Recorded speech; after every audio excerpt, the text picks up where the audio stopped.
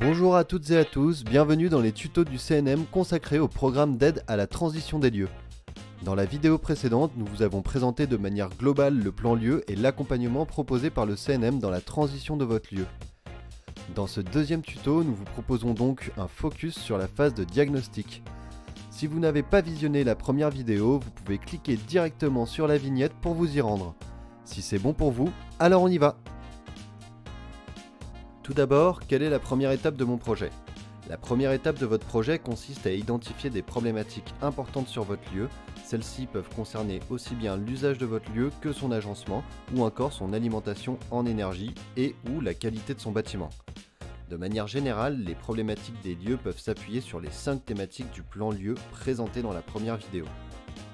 Nous allons voir maintenant quelques exemples de problématiques pouvant être rencontrées. La consommation d'énergie.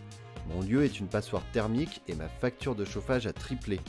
Existe-t-il des alternatives qui me permettent de la réduire? La consommation d'énergie fossile. Mon festival utilise des générateurs électriques pour alimenter ses scènes. Comment puis-je me passer des énergies fossiles? Les émergences sonores. Ma toiture n'est pas traitée acoustiquement et laisse s'échapper certaines basses fréquences, ce qui provoque des problèmes avec le voisinage. Quelle solution pour réduire ces émergences et continuer à exploiter ma salle normalement? Problématique thermique. L'été, lorsque ma salle est pleine, il fait jusqu'à 32 degrés, même avec la clim. L'hiver, impossible de chauffer certaines parties du bâtiment et mes employés travaillent en doudoune. Que puis-je faire pour réguler la température de mon bâtiment sans avoir une facture d'énergie démentielle? L'application des plans Vigipirate. Lors de certains soirs de concert, j'ai une file d'attente pouvant aller jusqu'à 300 mètres sur le trottoir. Comment puis-je améliorer mes contrôles de sécurité pour accélérer le flux tout en protégeant mon public? Ergonomie de travail en termes d'aménagement pour les équipes techniques et administratives. L'espace détente de mes employés et l'espace billetterie sont regroupés dans un même lieu. Lors de la venue du public, avec les files d'attente, les employés n'ont plus d'accès à cet espace détente. Comment puis-je le réaménager de sorte à garantir une ergonomie de travail à mes équipes? Pourquoi mon projet doit avoir une dimension multifactorielle? L'un des objectifs du programme est d'inciter les demandeurs à réfléchir à leur projet sous l'angle de plusieurs facteurs afin de définir un plan d'investissement le plus durable possible. On parle donc d'un projet multifactoriel. Concrètement, qu'est-ce que c'est? Voici quelques exemples pour vous aider à mieux comprendre. Si mon projet consiste à travailler sur la réduction des émergences sonores en renforçant l'isolation phonique de ma salle, ne serait-il pas pertinent que j'y intègre une dimension thermique? Gestion sonore plus écologie.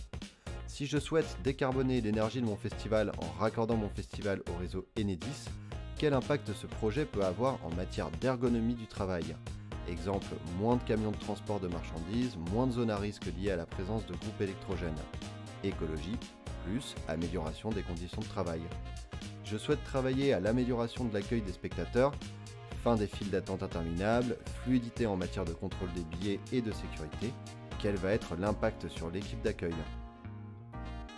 En conclusion, même si le demandeur a identifié qu'une seule problématique, il est possible que celle-ci touche à d'autres thématiques prévues dans le programme. Autant que 2 problématiques ne sont pas obligatoirement liées pour répondre à la dimension multifactorielle du programme. Je peux par exemple travailler à la fois à l'accessibilité du public et au raccordement électrique du festival. Et pourquoi dois-je réaliser des études et diagnostics? Les études et diagnostics ont plusieurs objectifs. Tout d'abord, ils ont pour but de mesurer objectivement la situation de départ. Par exemple, quel est le niveau d'émergence sonore de ma salle lorsqu'elle est en fonctionnement?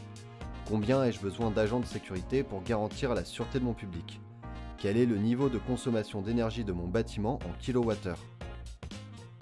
Ensuite, ils permettent de définir des objectifs à atteindre par rapport à ces mesures.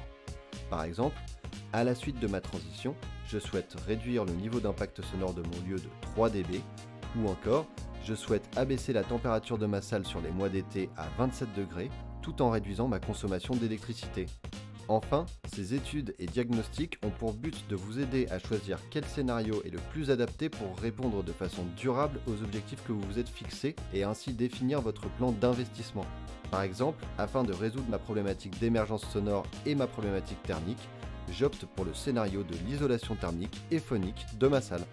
Dois-je donc impérativement passer par le programme d'aide au diagnostic du CNM pour accéder au programme d'investissement?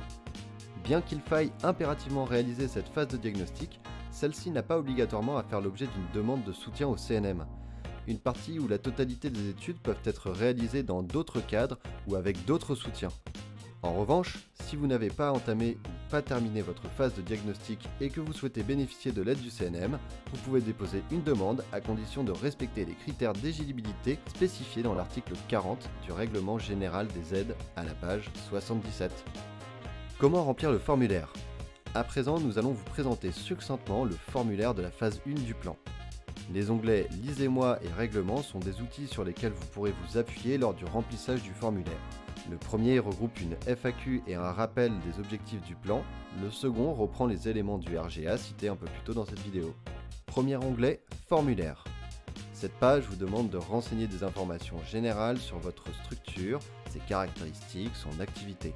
Il est important de bien communiquer l'ensemble de ces informations car cet onglet constitue la fiche d'identité du demandeur. Précisez si vous êtes propriétaire ou exploitant, le cas échéant nous fournir le titre d'occupation du lieu et indiquer la première date d'ouverture au public. L'onglet Synthèse. Cet onglet est sans doute le plus important de ce formulaire de demande. En effet, il permet de présenter la situation initiale du lieu, ses problématiques, les thématiques auxquelles elle se réfère, les objectifs de transition visés par ce projet d'investissement et enfin les diagnostics et études. Dans la colonne B, il faut ainsi renseigner les problématiques récurrentes identifiées, il faut détailler une problématique par ligne. Dans les colonnes C à G, il faut cocher d'une croix les thématiques auxquelles se réfère cette problématique.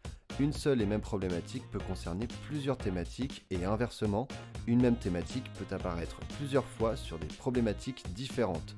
C'est ce qui définit si le projet est multifactoriel. L'onglet Descriptif. Ici se trouve la partie rédactionnelle du formulaire. Elle vous permet de développer plus en profondeur votre projet. Tout d'abord, il vous est demandé de décrire votre lieu, son mode de fonctionnement ainsi que son activité. Ensuite, vous devez exposer la situation initiale de votre lieu, ses problématiques et les éléments, réflexions et constats qui vous ont permis de les identifier. Vient ensuite l'explication de la transition visée, ses objectifs, ses thématiques et comment celle-ci va permettre de transformer le lieu de sorte à répondre aux nouveaux enjeux, besoins et usages. Dans cette partie, vous exprimez votre intention dans ce projet. Après, vous décrivez les experts et professionnels auxquels vous comptez faire appel pour réaliser le diagnostic multifactoriel de votre lieu. Enfin, vous exposez les partenaires avec lesquels vous comptez réaliser ce projet, à quel moment interviendront-ils, sur quels aspects et puis quel sera le planning de réalisation du projet. L'onglet Budget et plan de financement. Ce quatrième onglet permet d'exposer clairement le financement de la phase de diagnostic. Il est important que celui-ci soit équilibré entre la partie dépenses et la partie financement. Dans la partie des dépenses doivent figurer l'ensemble des diagnostics et études que vous projetez de mener pour votre diagnostic multifactoriel. Il vous faut donc renseigner un diagnostic ou une étude par ligne, même si un prestataire réalise à lui seul plusieurs études. À ces lignes budgétaires, il vous faudra joindre un devis pour chaque diagnostic et celui-ci devra présenter les différentes étapes et travaux qui seront menés par l'expert lors de la réalisation de son étude. Concernant la partie financement, il faut inscrire les partenaires et institutions qui participent à cette phase du projet ainsi que le montant de leur soutien. Concernant la partie ressources propres, il s'agit des ressources engagées par le porteur de projet. Ces ressources peuvent donc être des emprunts, du mécénat ou des fonds propres. Enfin, il vous faut renseigner le montant de la subvention demandée au CNM.